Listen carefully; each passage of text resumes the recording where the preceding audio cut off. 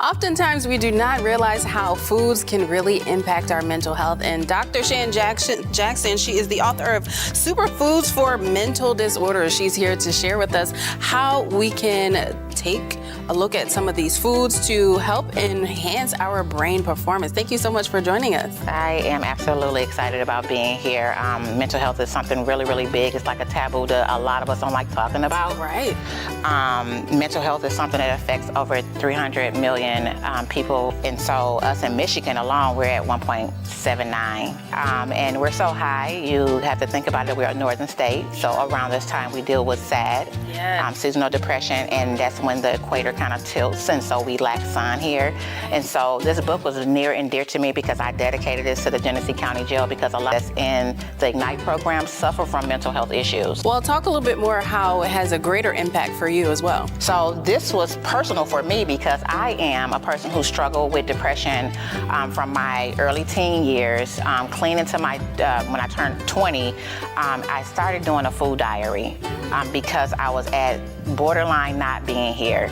And I knew it had a lot to do with like some of the things I would eat and my mood would change. And so I started recording certain things that I was eating and putting inside my body and noticed that there was some type of correlation of why I was so sad.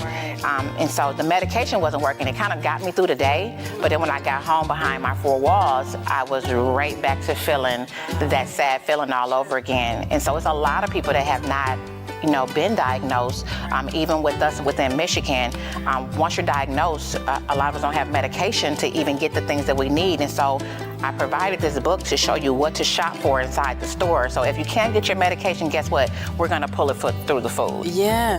How did you get that inclination to start a food diary at such a young age? Like many of us at that age weren't thinking to do that. So I was going through therapy at the time.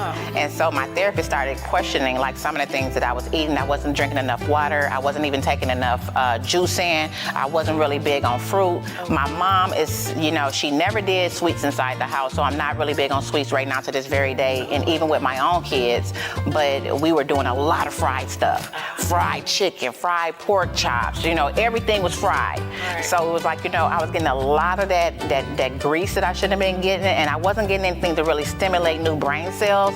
It was kind of like making me forget things. Like she'll ask me simple things like, go to the kitchen and grab that broom for me. And then I'll pause. And then I get to the kitchen, I'm like, what did she just tell me to grab? And I'll come back and I'll be like, what did you just say? And she's like, I asked you to bring the broom to me. And I'll get back there again and I will forget again. And so it had a lot to do with a lot of things that I was not getting. We didn't eat blueberries inside our house at all. So that's something brand new as far as bringing in blueberries, because different cultures eat different things. Us as the Americans, we're like the 29th, worst place to be at when it comes to health, but yet Japan is number one.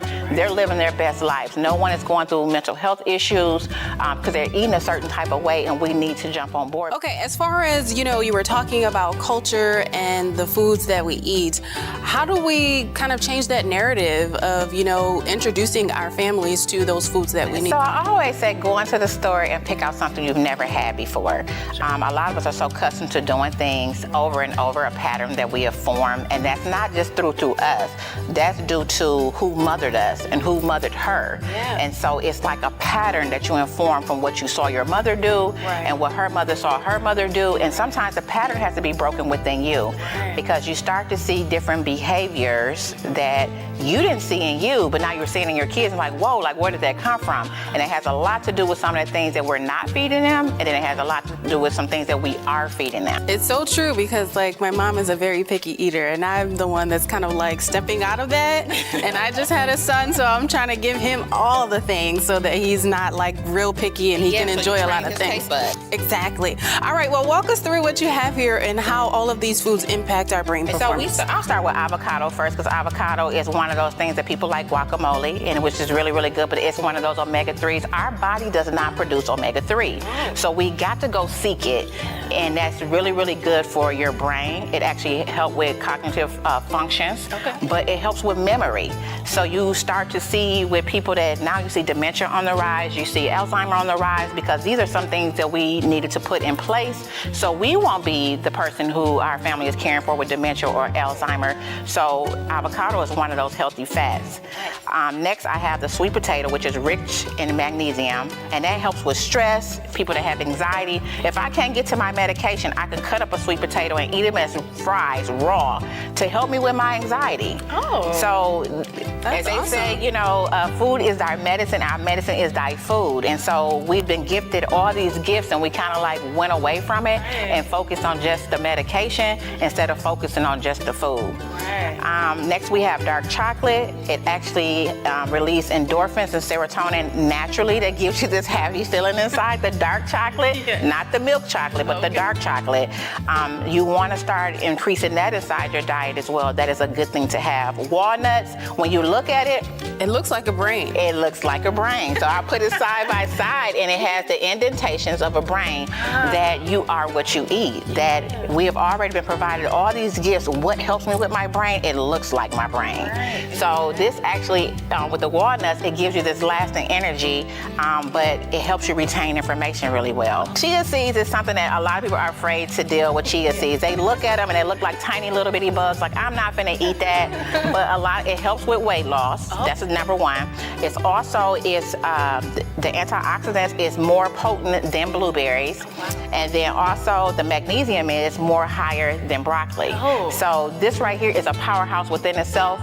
I tell people, if you can't get the chia seeds down, they usually swell once you put them within milk or even yogurt overnight. Add a little bit of fruit to them, and then eat them in the morning. And I usually would top it off with a little agave or honey, and it tastes so good. And that's a healthy sweet. Sunflower seeds, another strong magnesium. It helps with insomnia if you can't sleep at night.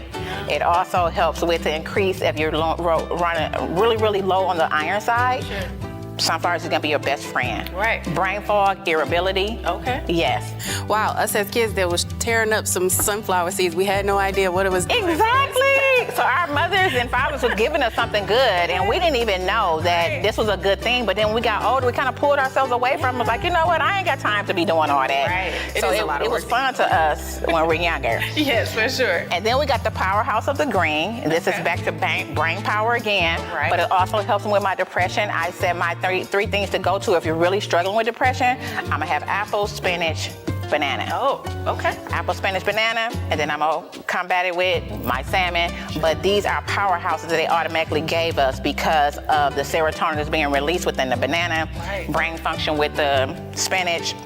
But I say kale, queen of greens, but if you have any kind of blood thinner that you're on, we're gonna stay away from kale because you can't have it. Green food is not good for you, so we're gonna pull it from the apple, we're gonna pull it from the banana. Yeah, amazing. So we look at our tomato, another powerful antioxidant, but this is actually reduces effects of this is good for your heart. And so you want to keep this inside your diet because this is keeping everything flushed. Right. And a lot of people say, well, I don't like the seeds, it tastes so gooey to me. Cut it up really, really fine. I've had kids that I did tacos with that they just, I broke it down really, really fine, like diced it, and they were able to get it down instead of just whole slices. And this is my green tea. And so this is good for short-term memory. So I love to do this in the morning time, but it actually helps you solidify new memories. Oh. Yes. Wow. Yes, green tea. Okay. So I always tell people it's not a bad thing to have a cup of tea a day. Right. Even red wine is okay, but not overdo it. So I do a cup a day, and that's fine. Add a little bit of lemon to it, a little bit of agave, because I want to stay healthy when I do it. Right. But a lot of people, like they say, they don't know that all of this actually exists. And this is like one of our main components. We want to take care of this thing, but our first brain is our gut. So we want to keep it healthy here so this could be healthy up here, because you got to feed this first to filter everything out. Right. So I got to feed this thing the right way, and it has to come here first. Well, thank you so much for all the information. If people want to learn more about this and about you, how can they do so? I am on Facebook at Healthy Just Feels Right. I am on Instagram as Healthy Just Feels Right. I am located downtown Flint, Michigan at 336 West 1st Street. My website is www.healthyjustfeelsright.com. I am all over the place. I just flew back in the country doing the same presentation in Jamaica because we happened to Jamaica. We came in and gave them McDonald's and KFC, and now they're having issues now within their own countries because of us. So it's time for us to make some corrections in the behavior, not only here, and then we can filter it out to the rest of the world to show them that we're taking the lead on this and we're correcting some of the mistakes that we made when it came to food. Right, absolutely. Well, kudos to you for taking on that lead to educate everyone, not just here in this country, but globally. Thank you so much.